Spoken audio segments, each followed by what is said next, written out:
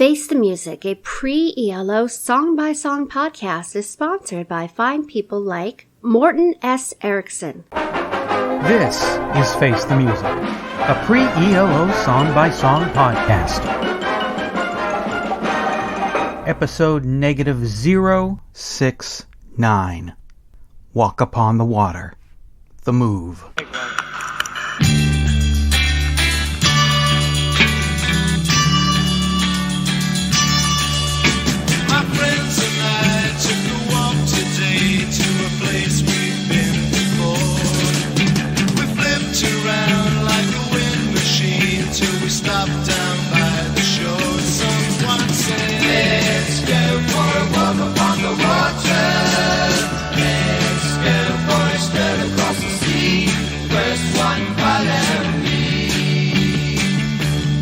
Hi, I'm Eric Winsenson. And I'm Eric Paul Johnson. And there's nothing more comfortable than heading out for a nice little walk upon the water, especially if you're not Jesus, in a gale force wind. Yeah, I wonder if there's something else going on besides gale force winds. Yeah. I personally have never decided to try out my Messiah complex in real life. What about your Rick Ocasek complex? My Rick Ocasek complex. It's a reference to the video for Magic. Oh, okay. I was going to relate to last time I was at a beach, which was in Torrance, California in March, leading up to Easter a few years ago. Mm-hmm. And yeah, that was rather different than the rest of the area at the time. So I'm just imagining everybody thinking, oh, let's all go for a stroll and in English weather. Yeah, I guess so. But I don't know if they're all supposed to be dead or high or whatever they're supposed to be, but it makes a good B-side to Fire Brigade. It's not as good as Fire Brigade. No. Few things are. But it is definitely still a good song and a worthy B-side. I mean, you flip the thing over, you're not going to be disappointed. You're not all of a sudden going to get Marston Moore Part 1 or something like that. You're going to get a nice little complimentary song to the first side, which is a rarity because it's usually, okay, guys, we need another song. Oh, crap. We only wrote the one. Can we just have the instrumental be a B-side? Or play the song back in reverse? Oh, like Napoleon XIV, who recently bought the farm. Rest in peace. Yes. They came and took him away, unfortunately. Geez, I hope so. I hope they didn't just leave him where he died and wait for it to just decompose away. Meh. I mean, as you've been listening, I first hear a Move song and I'm kind of like, it's okay. And then the more I hear it, the more I like it. But this one, the more I heard it, the more I didn't like it more. It's okay. I didn't hate it more the more I heard it. I just didn't think it got beyond, okay. When the chorus started to kick in, I thought, well, maybe this will make it more than okay. I'll sing it. Let's go for a walk upon the water. Let's go for a stroll across the sea. First one follow me. The chorus was okay. The bridge. Maybe that's what will save this for me. 3 small funny swept up by the morning tide. Now their souls are washed up, they destroyed their minds. Dedicate to life inspector, bring the love is my director. It was okay. So everything combined together to make an okay song. And I gave it lots of chances to either grow on me, which I hate. I hate doing that. I don't know if it's impatient or what, or I've been spoiled by so many songs where as soon as I hear them, it's like, damn, that's a good song. I can't wait to hear that. Instead of just, well, maybe if I just hear it more and more and more, it'll eventually grow on me. Like mold or skin lesions or something like that.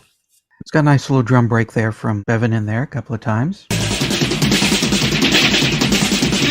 And I'm wondering This might be some sort of public service announcement song, since the last words before they repeat the chorus is, "This tale of common sense will end on, please don't drink and drive," especially when you're driving friends along the waterside. This tale of common sense will end on, please don't drink and drive, especially when you're driving friends along the waterside. Did somebody get drunk and drove along the coast and drove their car into the water and everybody died, and that's why you shouldn't drink and drive? Now that is one thing I was going to say is Bevan gets to do a few drum parts on here. And I am starting to see where Roy Wood gets a formula going, which is, okay, we're going to do a light psychedelic pop song, and then we're just going to throw in a bunch of stuff here and there to make the critics go, oh, they're geniuses! I mean, I noticed that too. It's not just a straight song like where they came up with the one part and they ride that one part out through the 2 or 3 minutes of the song. Things do go in different places. Yeah, it's like chunks of song that have been stitched together. That I like about it. That it's not just sets up the song and the verse and there you go. Here's the next 2.5 minutes of the song that you've heard the first 30 seconds. The music at least changes throughout the song, even if I thought the music was okay. I don't hate it. I'm not going to go out of my way to hear it. If it does happen to pop into my ears, that's fine, but didn't set my skirt on fire. I noticed on YouTube there are live versions of it too. Oh yeah, no, I'm sure there is. Those might be interesting to look at, but we're not going to go do a deep dive, pun intended, to... Oh, I see what you did there. Yes, to find out every live version of Walk Upon the Water, because, yeah, if it is typical British television, it's this version with Roy Wood pretending to play his guitar and Carl Wayne pretending to sing. Yes, yeah. It's just going to be the record, and they're going to lip sync over it. Yeah. Exactly. And somehow, their musicianship is so fantastic that they can all fade out at the same level. Exactly. I know. Even all I've the noticed voices. that. Mm-hmm. And those instruments they can make appear out of nowhere. Yes. I love the sax solo by the band when there's nobody there playing a saxophone or any other instrument that obviously is not on stage with you guys. Have we run out of things to say about this song? Yeah. Unless we want to do a deep dive maybe into something by Tony, Orlando, and Dawn. Otherwise, I think we're done here. Yeah, we're done here. We're not going into Tony, Orlando, and Dawn. That's it. It's over. Really, we could. Yeah, we could, but we won't. Got something to say about Walk Upon the Water? Then call the telephone line voicemail. 623-850-3375. Call now. Meet the safe driver, alive on the highways. You may be able to follow his good example. He's not too hard to find. You can always spot him by the way he drives. He always keeps his car in A1 mechanical condition because he knows that even a safe driver can have an accident in a car that doesn't respond as it should. He shows courtesy for other drivers by signaling turns and giving them the benefit of any doubt. He knows that speed is his greatest enemy, so he slows down at night, in bad weather, in crowded traffic, and on narrow roads. He knows and obeys the laws written to help save his life. And most important of all, he drives as though the country's highway accident problem is his personal problem, which it is. Remember, few accidents happen with safe drivers. Are you one of them? Great moments in Electric Light Orchestra history. The band was really becoming established. Were you all wholly committed to it, or was a sort of strain beginning to show with different sort of ideas? Yeah, everyone was committed to the band, yes, but I think everybody wanted to be a star in their own right at that time. You know, there was a lot of conflict in the band. There was a lot of everybody wanted to put their ideas forward, but there were so many ideas that we couldn't possibly use all of them. You know, and I think that's when the rot started to set in, really. Mm-hmm. It was shortly after that, Roy, that you had a few personnel changes in the band, wasn't it? That's right. Yeah. Well, the first personnel change was Ace Kefford left, and Trevor Burton moved onto bass, and we sort of kept it like that for a while. And Trevor had been playing with sort of various bands, and he wanted to sort of get his own thing together. And it all blew up one day in, I think it was France or somewhere we were playing, and the atmosphere had been getting worse and worse all the way through the show, and it ended up with Trevor and Bev having a fight on stage, and Trevor threw a 4x12 cabinet at Bev, and Bev threw his drums back at Trevor. That's how it went on, went down a storm actually. The crowd thought it was part of the act. And that's when Trevor left, and Rick Price came in then. Enjoy the podcast? Then let us know with the universal expression of love, cash. You get swell extras when you subscribe at patreon.com/ELOpod. At the $1 an episode tier, you can hear shows a week before the rest of the world. And at the $2 tier, you get expanded episodes with bonus material only found at patreon.com/ELOpod. Help a poor man build a pretty dream and give us lots of money at patreon.com/ELOpod.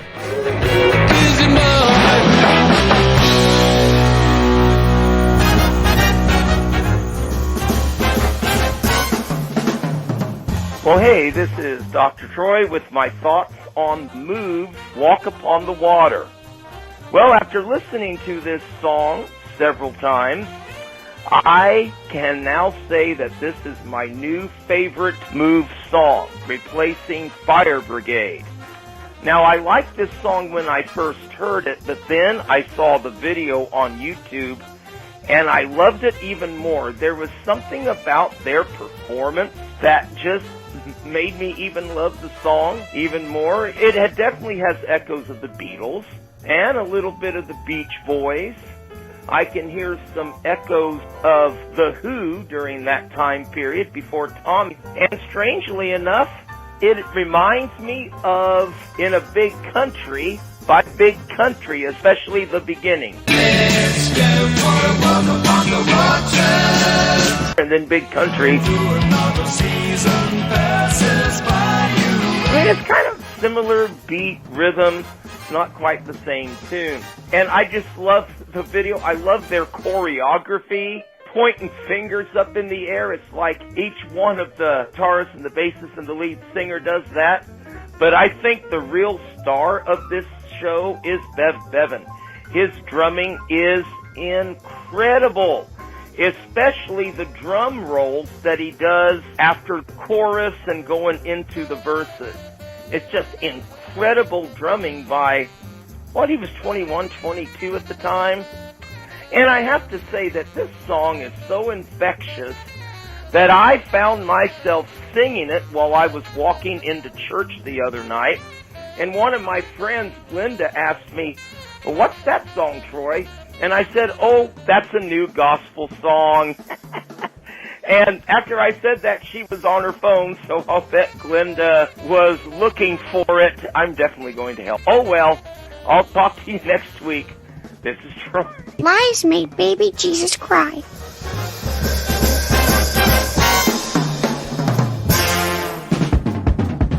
Face the Music, a pre-ELO song-by-song podcast, is a production of Radio Trolla Entertainment, Assorted Deli Meats Amalgamated. You can contact us by voicemail at 623-850-3375 or email us at eloftmpodcast@gmail.com, and we'll read and reply to it on the show. Keep up to date by joining our Facebook group and spread the word by sharing the link or giving us a quick rating on iTunes. Subscribe to our YouTube page, the Electric Light Orchestra Podcast channel, to hear other goodies. You can financially support the podcast at patreon.com/ELOpod or PayPal using the podcast's email address, or send a check or money order to P.O. Box 1932, Superior, Arizona 85173.